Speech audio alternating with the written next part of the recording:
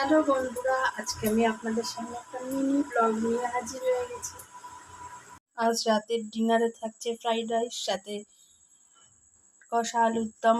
তাই ফ্রাইড রাইসের জন্য আমি নিয়ে নিয়েছি গাজর, ক্যাপসিকাম, আর এদিকে সাথে আলুর দম করব, তাই আলু, আদা আর টমেটো সব গোছানো হয়ে গেছে।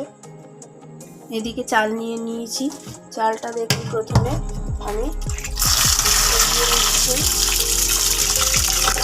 ভিজিয়ে রাখতে হবে। এরপরে আমি যা যা করবো প্রত্যেকটা স্টেপ আপনাদের সাথে শেয়ার করব। চালটা খানিকক্ষণ ভিজতে দিয়েছি, কারণ চাল ভিজলে ফ্রাইড রাইসের চালটা বেশ লম্বা লম্বা হয় সিদ্ধ করলে। খানিকক্ষণ ভিজিয়ে রেখেছি। আর এখানে নিয়ে নিয়েছি ফ্রাইড রাইসের জন্য তেজপাতা আর গোটা গরম মশলা। এইগুলো সব রেডি হয়ে গেছে। এবারে আমি সবজিগুলো কেটে নিচ্ছি। যতক্ষণ ভিজছে ততক্ষণ আমি ফ্রাইড রাইসের সবজিগুলো কেটে নিচ্ছি। দেখুন, সবজিগুলো কাটা হয়ে গেলে তারপরে চালটা সিদ্ধ বসিয়ে দেবো।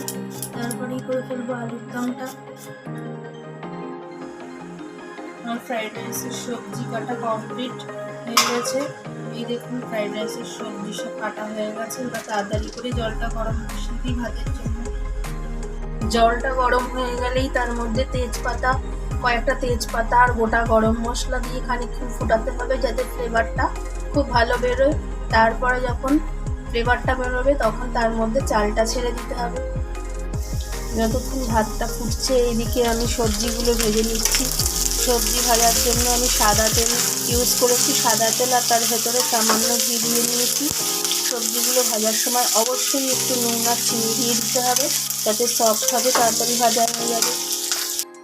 সবজি ভাজা হয়ে গেলে কড়াইতে রাইসগুলো দিয়ে ভালো করে ফ্রাই করে নিতে হবে, আর পরিমাণ মতো নুন চিনি দিয়ে দিলেই ফ্রাইড রাইস রেডি। ফ্রাইড রাইসের সাথে টেস্টি আলুর দমও করতে হবে, তাই আমি দেখুন এরকমভাবে আলু কেটে নিয়েছি। আর এদিকে মিক্সিতে কাঁচা লঙ্কা, আদা আর টমেটো পেস্ট করে নিয়েছি। কাশ্মীরি লঙ্কা, হলুদ এগুলো তো আছেই, আর গোটা গরম মশলা। এবার তাড়াতাড়ি করে আমি আলুর দমটা রেডি। সবার প্রথমে কড়াইতে তেল গরম হলে গোটা গরম মশলা ফোড়ন দিয়ে দিয়েছি। তার মধ্যে আলুগুলো ছেড়ে ভালো করে নুন হলুদ দিয়ে নেড়ে চেড়ে ভাজা ভাজা হয়ে গেলে তুলে নিতে হবে। তারপরে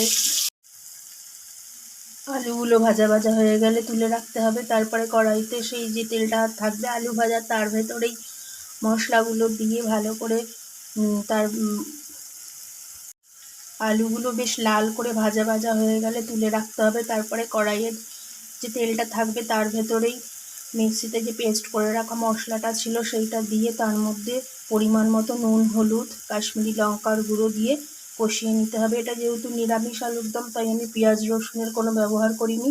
এরপর মশলাটা কষা হয়ে গেলে এর মধ্যে আলু দিয়ে খানিকক্ষণ নেড়ে চেড়ে নামানোর আগে একটু গুঁড়ো গরম মশলা ছড়িয়ে দিলেই আমার আজকের আলুর দম রেডি।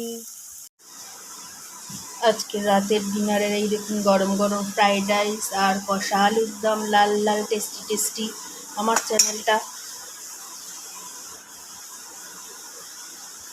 আমার ভিডিওটা কেমন লাগলো অবশ্যই জানাবেন। ভালো লাগলে অবশ্যই একটা লাইক করে দেবেন, অবশ্যই সাবস্ক্রাইব করবেন। আজকের মতো টাটা, গুড নাইট।